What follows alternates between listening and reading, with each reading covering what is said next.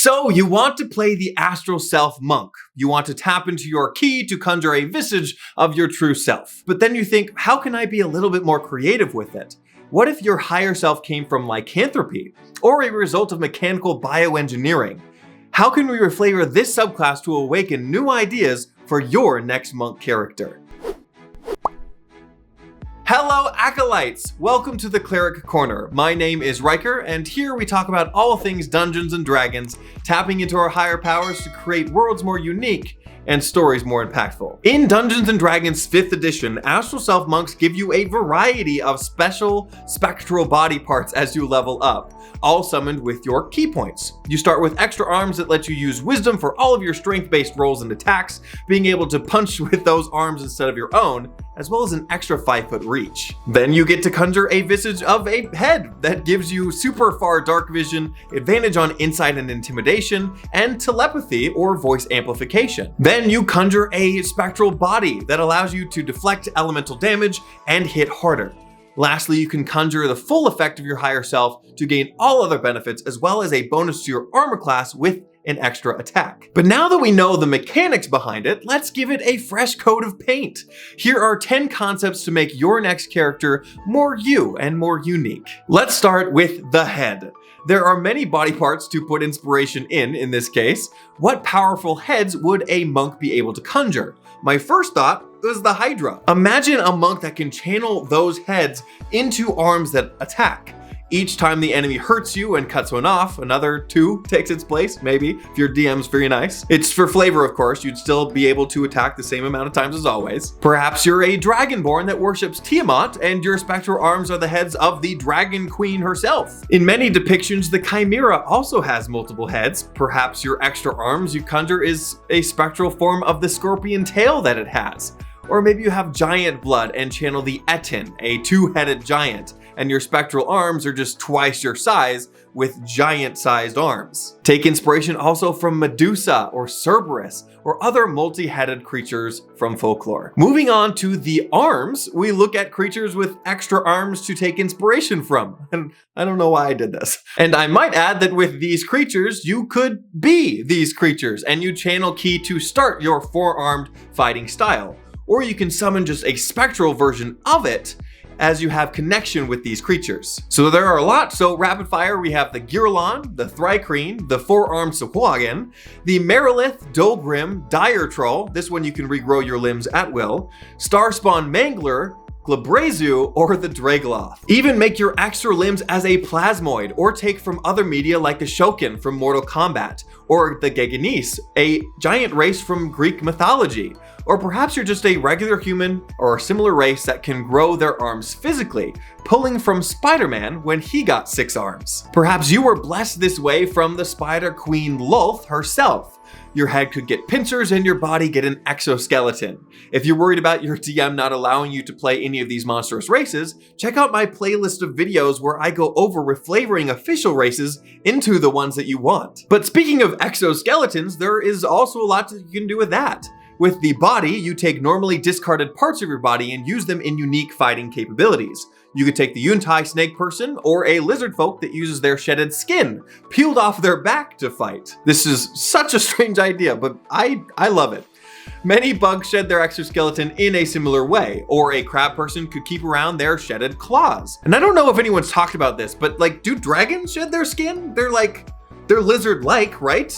It makes sense. But you could also have animated armor that sheds partly off your back, your gauntlets or arm pads that come off of you as separate entities, kind of acting like Doctor Strange's cape. But if you're just thinking visually for your body, put on a spectral carapace or bestial hair. Which brings us to an idea that comes from genetic experimentation and splicing.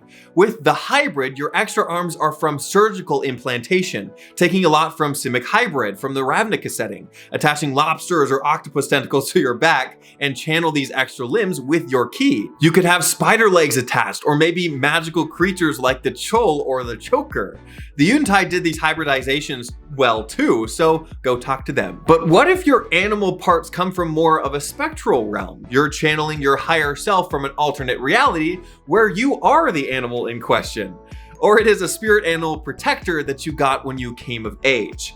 Or go full Frankenstein, where your arms are a variety of different racial arms that you just attach to yourself. But what if instead of splicing flesh to your skin, you are splicing mechanical upgrades?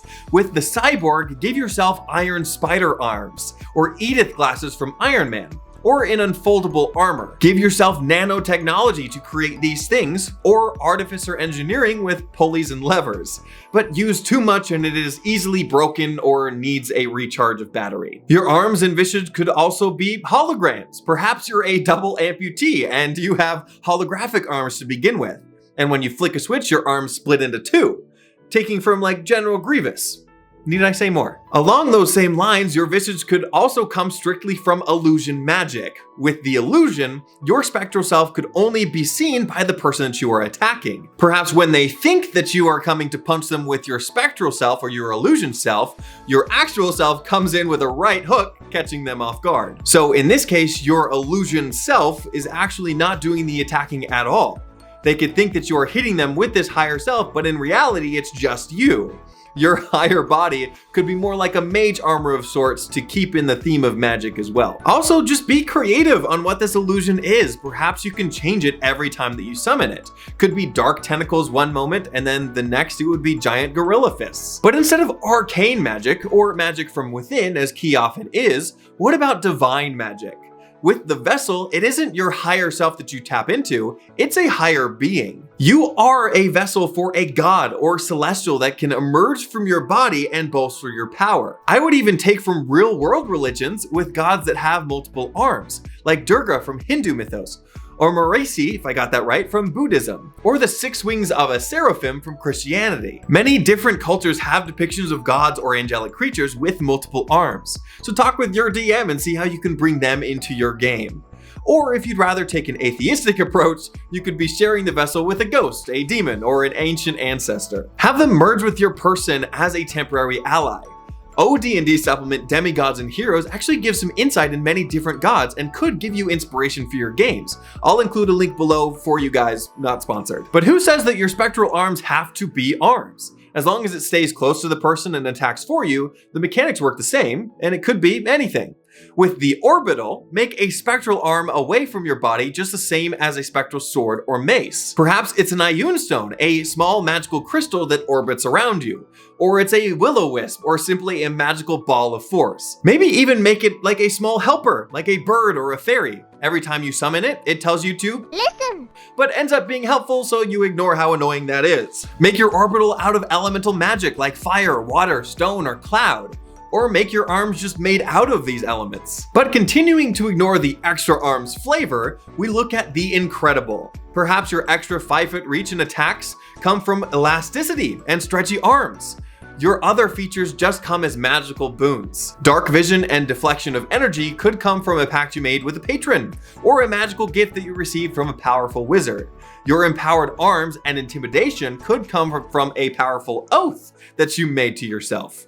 Just a reminder again that subclasses are just a list of features of how you interact with the magical world. How those things visually manifest is completely up to you. Spectral arms are just an optional flavor that they give you. So next we continue with another out there idea, the Lycan. In this case, your higher self is something more bestial. You could be a werewolf, a werecrow, or anything else that makes sense. As you make your transformations that increases in power, you get bonuses to strength, dark vision, intimidation, amplified voice, and tougher skin. All that you can fit with animalistic transformations. Instead of extra arms, you're just quicker with the 2 that you have. Or you're a were-spider and you don't have to worry about it. This could also fit a vampiric transformation, or even a fae transformation. Maybe I'll leave this one up to you. What other transformations would you implement? But I hope that with all of these, I helped transform your thinking about this subclass. Let me know what ideas you've had and what other subclasses that you want to see in the comments below. View the full playlist as we slowly fill it up right here. But in the meantime, go out there and spread the good word of D&D and make the world a better place, both on and off your tables. See you in the next one.